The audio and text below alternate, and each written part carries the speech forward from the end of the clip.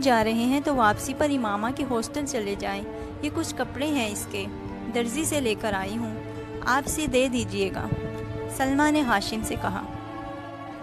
بھائی میں بڑا مصروف رہوں گا لاہور میں، کہاں آتا جاتا پھروں گا اس کے ہاسٹل؟ ہاشم کو قدرے تامل ہوا۔ آپ ڈرائیور کو ساتھ لے کر جا رہے ہیں، خود نہیں جا سکتے تو اسے بھیج دیجئے گا، وہ دے آئے گا یہ پیکٹ۔ سیزن ختم ہو رہا ہے، پھر یہ کپڑے اسی طرح پڑے رہیں گے، اس کا تو پتہ نہیں اب کب آئے، سلمہ نے لمبی چوڑی وضاحت کی۔ اچھا ٹھیک ہے، میں خود لے جاتا ہوں، فرصت ملی تو خود دے آؤں گا، ورنہ ڈرائیور کے ہاتھ بھجوا دوں گا۔ ہاشم رضامند ہو گئے۔ لاہور میں انہوں نے خاصا مصروف دن گزارا۔ شام 5 بجے کے قریب انہیں کچھ فرصت ملی اور تب انہیں اس پیکٹ کا خیال آیا۔ ڈرائیور کو پیکٹ لے جانے کا کہنے کے بجائے وہ خود امامہ کے ہاسٹل چلے آئے۔ اس کے ایڈمیشن کے بعد آج وہ پہلی بار وہاں آئے تھے۔ گیٹ کیپر کے ہاتھ انہوں نے امامہ کے لیے پیغام بھجوایا اور خود انتظار کرنے لگے۔ ان کا خیال تھا کہ وہ جلد ہی آ جائے گی، مگر ایسا نہ ہوا۔ 10 منٹ، 15 منٹ، 20 منٹ، وہ اب کچھ بیزار ہونے لگے۔ اس سے پہلے کہ وہ اندر دوبارہ پیغام بھجواتے انہیں گیٹ کیپر ایک لڑکی کے ساتھ آتا دکھائی دیا۔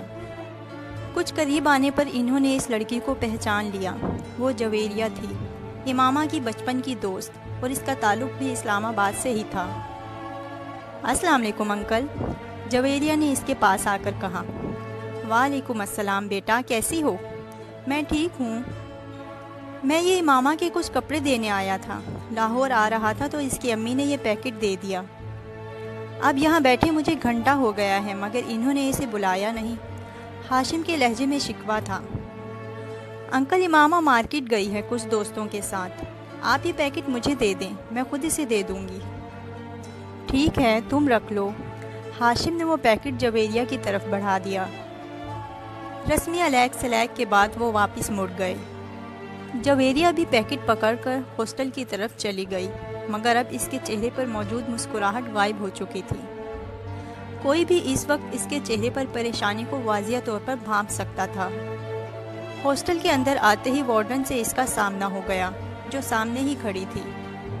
جویریہ کے چہرے پر ایک بار پھر مسکراہٹ آ گئی۔ بات ہوئی ہے تمہاری اس کے والد سے؟ وارڈن نے اسے دیکھتے ہی اس کی طرف بڑھتے ہوئے کہا۔ جی بات ہوئی، پریشانی والا کوئی مسئلہ نہیں ہے، وہ اسلام آباد میں اپنے گھر پر ہی ہے۔ اس کے والد یہ پیکٹ لے کر آئے تھے، میرے گھر والوں نے میرے کچھ کپڑے بھجوائے ہیں۔ انکل لاہور آ رہے تھے تو امامہ نے کہا کہ وہ لے جائیں گے۔ انکل نے غلطی سے یہاں آ کر میرا نام لینے کے بجائے امامہ کا نام لے لیا۔ جویریہ نے ایک ہی سانس میں کئی جھوٹ روانی سے بولے۔ وارڈن نے سکون کا سانس لیا۔ خدا کا شکر ہے، ورنہ میں تو پریشان ہی ہو گئی تھی کہ مجھے تو وہ ویکنڈ پر گھر جانے کا کہہ کر گئی تھی، تو پھر وہ کہاں گئی؟ وارڈن نے مڑتے ہوئے کہا۔ جویریہ یہ پیکٹ پکڑے اپنے کمرے کی طرف آئی۔ رابعہ اسے دیکھتے ہی تیر کی طرح اس کی طرف آئی۔ کیا ہوا؟ اسلام آباد میں ہی ہے وہ؟ نہیں، جویریہ نے مایوسی سے جواب دیا۔ مائی گاڈ! رابعہ نے بے یقینی سے اپنے دونوں ہاتھ کراس کر کے سینے پر رکھے۔ تو پھر کہاں گئی وہ؟ مجھے کیا پتا، مجھ سے تو اس نے یہی کہا تھا کہ گھر جا رہی ہوں، مگر وہ گھر نہیں گئی۔ آخر گئی کہاں ہے؟ امامہ ایسی تو نہیں ہے، جویریہ نے پیکٹ بستر پہ پھینکتے ہوئے کہا۔ وارڈن سے کیا کہا تم نے؟ رابعہ نے تشویش بھرے انداز میں پوچھا۔ کیا کہا؟ جھوٹ بولا ہے، اور کیا کہہ سکتی ہوں؟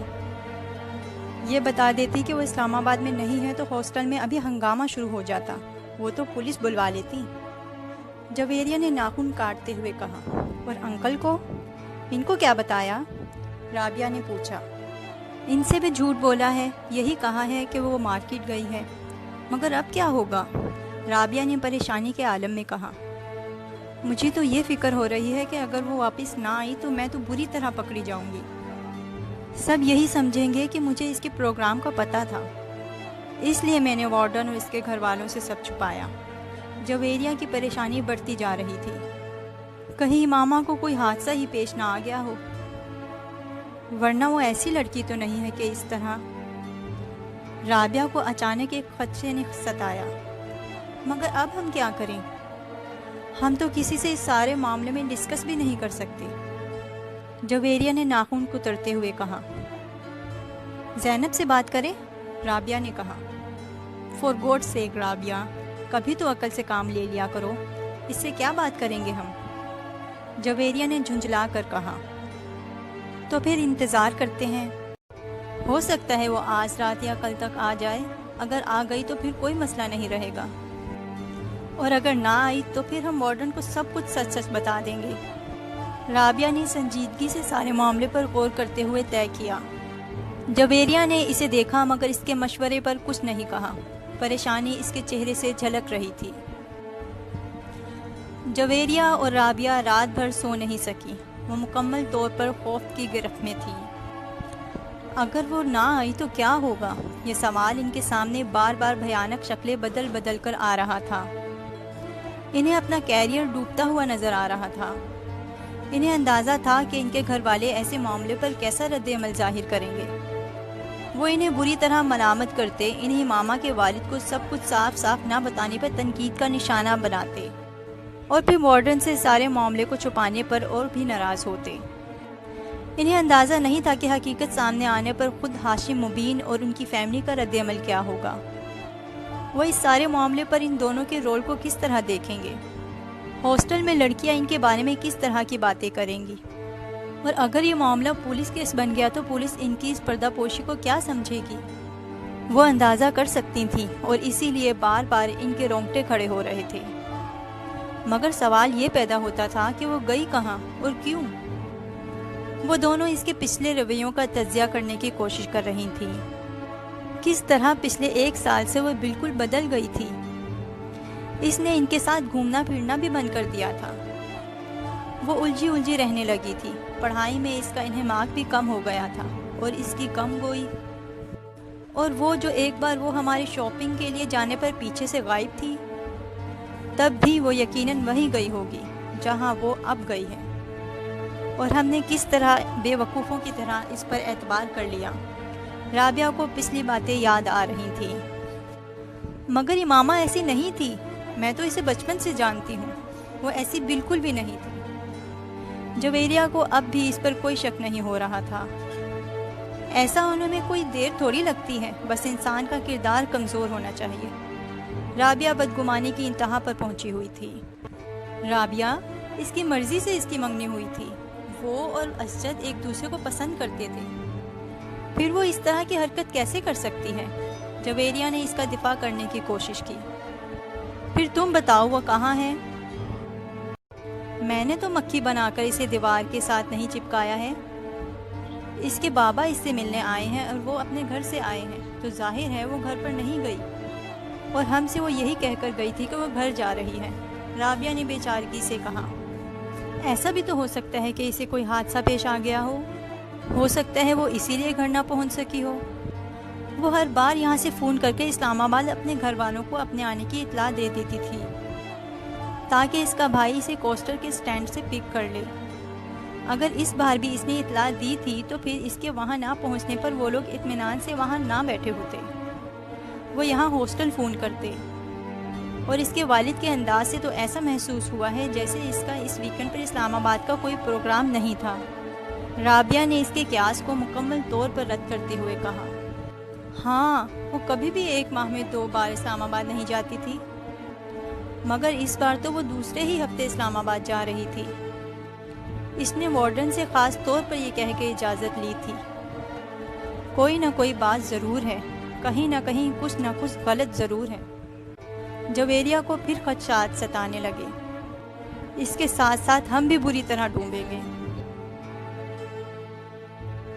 ہم سے بہت بڑی غلطی ہوئی جو ہم نے سب کچھ اس طرح کور اپ کیا۔ ہمیں صاف صاف بات کرنی چاہیے تھی اس کے والد سے کہ وہ یہاں نہیں ہے، پھر وہ جو چاہے کرتے، یہ ان کا مسئلہ ہوتا۔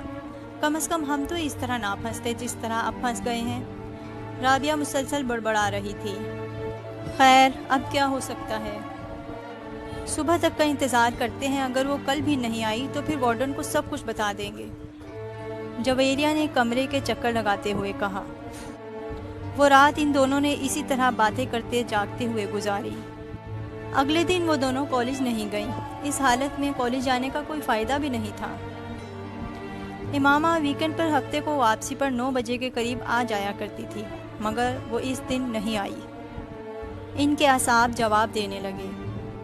2:30 بجے کے قریب وہ فک رنگت اور کانپتے ہوئے ہاتھوں کے ساتھ اپنے کمرے سے وارڈن کے کمرے میں جانے کے لیے نکل آئی۔ ان کے ذہن میں وہ جملے گردش کر رہے تھے جو انہیں وارڈن سے کہنے تھے۔ وہ وارڈن کے کمرے سے ابھی کچھ دور ہی تھی جب انہوں نے امامہ کو بڑے اطمینان کے ساتھ اندر آتے دیکھا۔ اس کا بیگ اس کے کندھے پر تھا اور فولڈر ہاتھوں میں۔ وہ یقیناً سیدھی کالج سے آ رہی تھی۔ جویریہ اور رابعہ کو یوں لگا جیسے ان کے پیروں کے نیچے سے نکلتی ہوئی زمین یکدم رک گئی تھی۔ ان کی رکی ہوئی سانس ایک بار پھر چلنے لگی تھی۔ کل کے اخبارات میں متوقع وہ ہیڈ لائنز جو بھوت بن کر ان کے گرد ناچ رہی تھیں یکدم غائب ہو گئی تھیں، اور ان کی جگہ اس غصے اور اشتعال نے لے لی تھی جو انہیں امامہ کی شکل دیکھ کر آیا تھا۔ وہ انہیں دیکھ چکی تھی اور اب ان کی طرف بڑھ رہی تھی۔ اس کے چہرے پر بڑی خوشگوار سی مسکراہٹ تھی۔ تم دونوں آج کالج کیوں نہیں آئیں؟ سلام دعا کے بعد اس نے ان دونوں سے پوچھا۔ تمہاری مصیبتوں سے چھٹکارا ملے تو ہم کہیں آنے جانے کا سوچ سکیں، رابعہ نے تند و تیز لہجے میں اس سے کہا۔ امامہ کے چہرے کی مسکراہٹ غائب ہو گئی۔ کیا ہوا رابعہ؟ اس طرح غصے میں کیوں ہو؟ امامہ نے قدرے تشویش سے پوچھا۔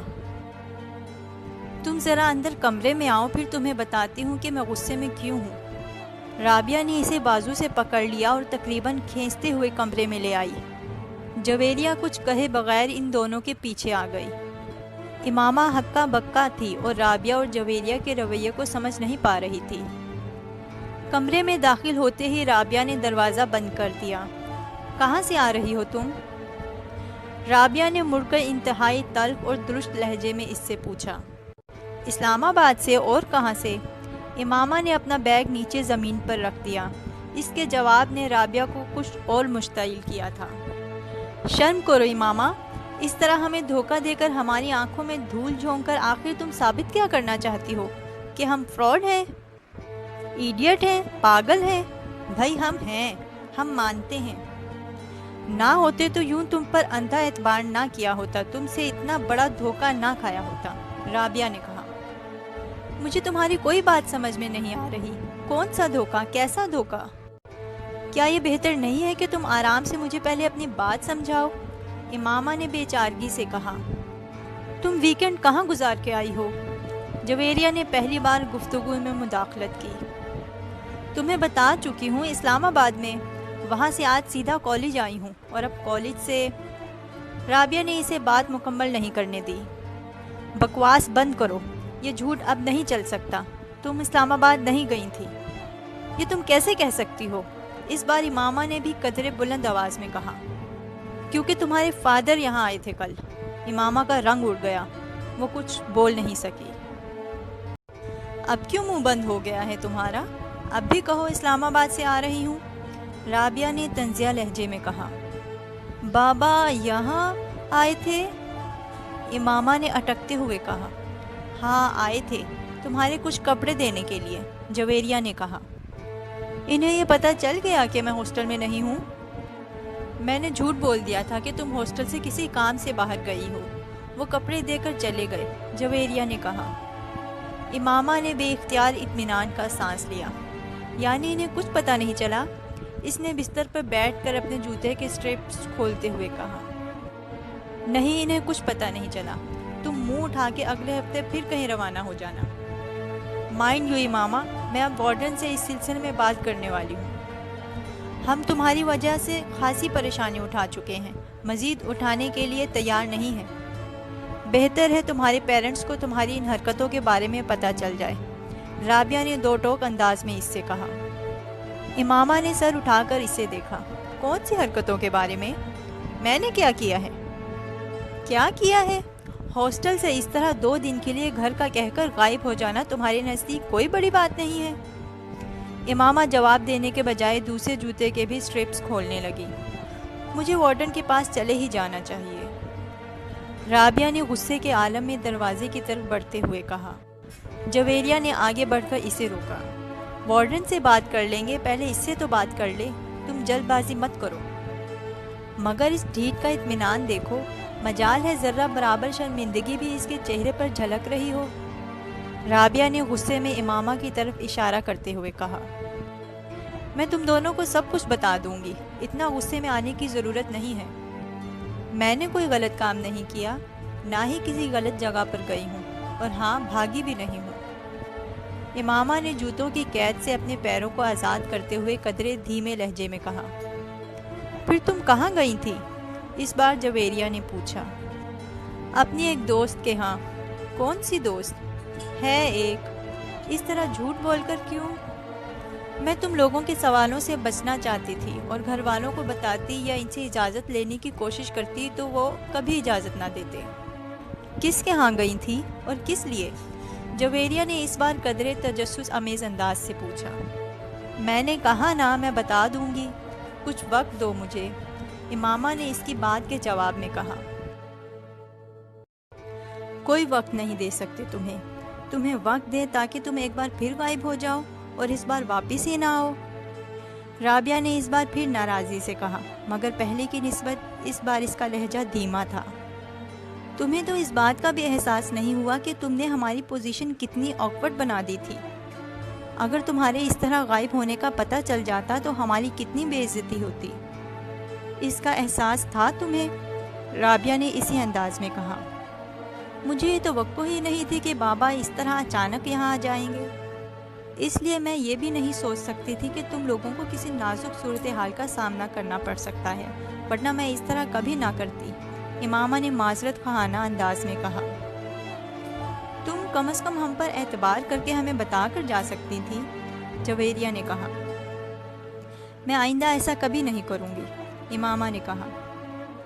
کم از کم میں تمہارے کسی وعدے، کسی بات پر اعتبار نہیں کر سکتی، رابعہ نے دو ٹوک انداز میں کہا۔ مجھے اپنی پوزیشن کلیئر کرنے دو رابعہ، تم مجھے غلط سمجھ رہی ہو، امامہ نے اس بار قدرے کمزور انداز میں کہا۔ تم کو احساس ہے کہ تمہاری وجہ سے ہمارا کیریئر اور ہماری زندگی کس طرح داؤ پر لگ گئی تھی؟ یہ دوستی ہوتی ہے، اسے دوستی کہتے ہیں۔ ٹھیک ہے، مجھ سے غلطی ہو گئی، مجھے معاف کر دو، امامہ نے جیسے ہتھیار ڈالتے ہوئے کہا۔ جب تک تم یہ نہیں بتاؤ گے کہ تم کہاں گئی تھی، میں تمہاری کوئی معذرت قبول نہیں کروں گی، رابعہ نے دو ٹوک انداز میں کہا۔ رابعہ کچھ دیر اسے دیکھتی رہی، پھر اس نے کہا، میں صبیحہ کے گھر چلی گئی تھی۔ جویریہ اور رابعہ نے حیرانی سے ایک دوسرے کو دیکھا۔ کون؟ ان دونوں نے تقریباً بیک وقت پوچھا۔ تم جانتی ہو اسے، امامہ نے کہا۔ وہ 4th ایئر کی صبیحہ؟ جویریہ نے بے اختیار پوچھا۔ امامہ نے سر ہلا دیا۔ مگر اس کے گھر کس لیے گئی تھی تم؟ دوستی ہے اس سے میری، امامہ نے کہا۔ دوستی؟ کیسی دوستی؟ 4 دن کی سلام دعا ہے تمہارے ساتھ اس کی، اور میرا خیال ہے تم تو اس سے اچھی طرح جانتی بھی نہیں ہو۔ پھر اس کے گھر رہنے کے لیے کیوں چل پڑی؟ جویریہ نے اعتراض کرتے ہوئے کہا۔ وہ بھی اس طرح جھوٹ بول کر؟ کم از کم اس کے گھر جا کر رہنے کے لیے تمہیں ہم سے یا اپنے گھر والوں سے جھوٹ بولنے کی ضرورت نہیں تھی، رابعہ نے اسی لہجے میں کہا۔ تم اسے کال کر کے پوچھ لو میں اس کے گھر پر تھی یا نہیں، امامہ نے کہا۔ چلو مان لیا کہ تم اس کے گھر پر تھی، مگر کیوں تھی؟ جویریہ نے پوچھا۔ امامہ خاموش رہی، پھر کچھ دیر بعد اس نے کہا، مجھے اس کی مدد کی ضرورت تھی۔ ان دونوں نے حیران ہو کر دیکھا۔ کس سلسلے میں؟ امامہ نے سر اٹھایا اور پلکیں جھپکائے بغیر دیکھتی رہی۔ جویریہ نے کچھ بے چینی محسوس کی۔ کس سلسلے میں؟ تم اچھی طرح جانتی ہو، امامہ نے قدر مدھم انداز میں کہا۔ میں؟ جویریہ نے کچھ گڑبڑا کر رابعہ کو دیکھا، جو اب سنجیدگی سے اسے دیکھ رہی تھی۔ ہاں، تم تو اچھی طرح جانتی ہو۔ تم پہیلیاں مت بجھواؤ، سیدھی اور صاف بات کرو، جویریہ نے قدرے سخت لہجے میں کہا۔ امامہ سر اٹھا کر خاموشی سے اسے دیکھنے لگی، پھر کچھ دیر بعد شکست خوردہ انداز میں اس نے سر جھکا دیا۔ بتاؤ نا، آخر تمہاری زندگی کی سب سے بڑی خواہش کیا ہے؟ اس دن کالج میں امامہ نے جویریہ سے اصرار کیا۔ جویریہ کچھ دیر اس کا چہرہ دیکھتی رہی۔ میری خواہش ہے کہ تم مسلمان ہو جاؤ۔ امامہ کو جیسے ایک کرنٹ سا لگا۔ اس نے شوق اور بے یقینی کے عالم میں جویریہ کو دیکھا۔ وہ دھیمے لہجے میں کہتی جا رہی تھی، تم میری اتنی اچھی اور گہری دوست ہو کہ مجھے یہ سوچ کر تکلیف ہوتی ہے کہ تم گمراہی کے راستے پہ چل رہی ہو اور تمہیں اس کا احساس تک نہیں ہے۔ نہ صرف تم بلکہ تمہاری پوری فیملی۔ میری خواہش ہے کہ نیک اعمال پر اگر اللہ مجھے جنت میں بھیجے تو تم میرے ساتھ ہو، لیکن اس کے لیے مسلمان ہونا تو ضروری ہے۔ امامہ کے چہرے پر ایک کے بعد ایک رنگ آ رہا تھا۔ بہت دیر بعد وہ کچھ بولنے کے قابل ہو سکی۔ میں توقع نہیں کر سکتی تھی جویریہ کہ تم مجھ سے تحریم جیسی باتیں کرو گی۔ تمہیں تو میں اپنا دوست سمجھتی تھی، مگر تم بھی۔ جویریہ نے نرمی سے اس کی بات کاٹ دی۔ تحریم نے تم سے تب جو کچھ کہا تھا ٹھیک کہا تھا۔ امامہ پلکیں جھپکائے بغیر اسے دیکھتی رہی۔ اسے جویریہ کی باتوں سے بہت تکلیف ہو رہی تھی، اور صرف آج ہی نہیں، میں اس وقت بھی تحریم کو صحیح سمجھتی تھی، مگر میری تمہارے ساتھ دوستی تھی، اور میں چاہنے کے باوجود تم سے یہ نہیں کہہ سکی کہ میں تحریم کو حق بجانب سمجھتی ہوں۔ اگر وہ یہ کہتی تھی کہ تم مسلمان نہیں ہو تو یہ ٹھیک تھا، تم مسلمان نہیں ہو۔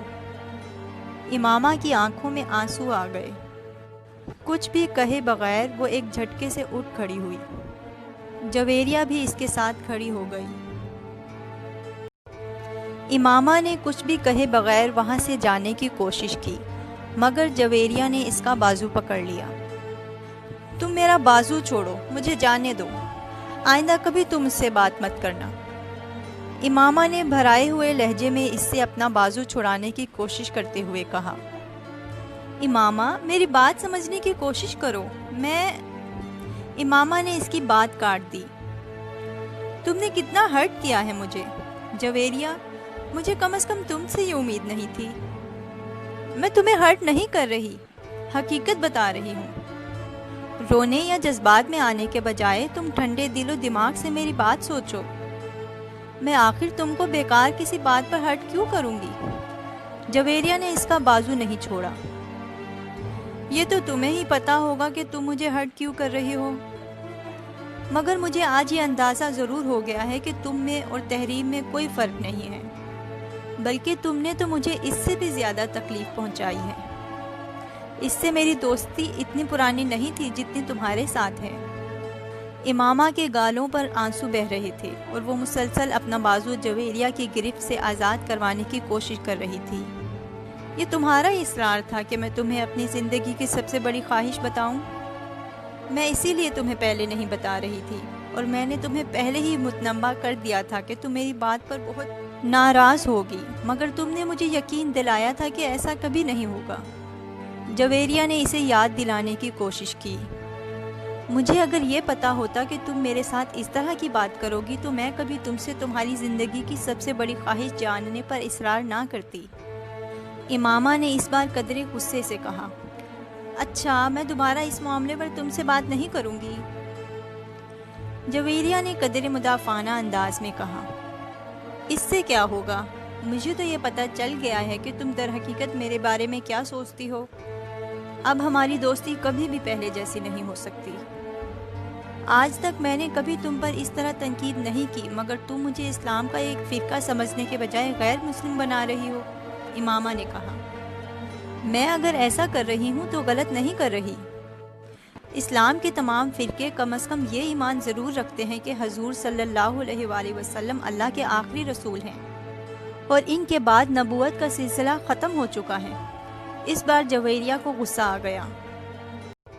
مائنڈ یور لینگویج، امامہ پھر بھڑک اٹھی۔ میں تمہیں حقیقت بتا رہی ہوں امامہ، اور میں ہی نہیں، یہ بات سب لوگ جانتے ہیں کہ تمہاری فیملی نے روپے کے حصول کے لیے مذہب بدلا ہے۔ امامہ میری باتوں پر اتنا ناراض ہونے کی ضرورت نہیں ہے۔ ٹھنڈے دل و دماغ سے امامہ نے جویریہ کی بات کاٹ دی۔ مجھے ضرورت نہیں ہے تمہاری کسی بات پر ٹھنڈے دل و دماغ سے غور کرنے کی۔ میں جانتی ہوں حقیقت کیا ہے اور کیا نہیں۔ تم نہیں جانتی اور یہی افسوسناک بات ہے، جویریہ نے کہا۔ امامہ نے جواب میں کچھ کہنے کے بجائے اس بار بہت زور کے جھٹکے سے اپنا بازو چھڑا لیا اور تیز قدموں کے ساتھ وہاں سے چل پڑی۔ اس بار جویریہ نے اس کے پیچھے جانے کی کوشش نہیں کی۔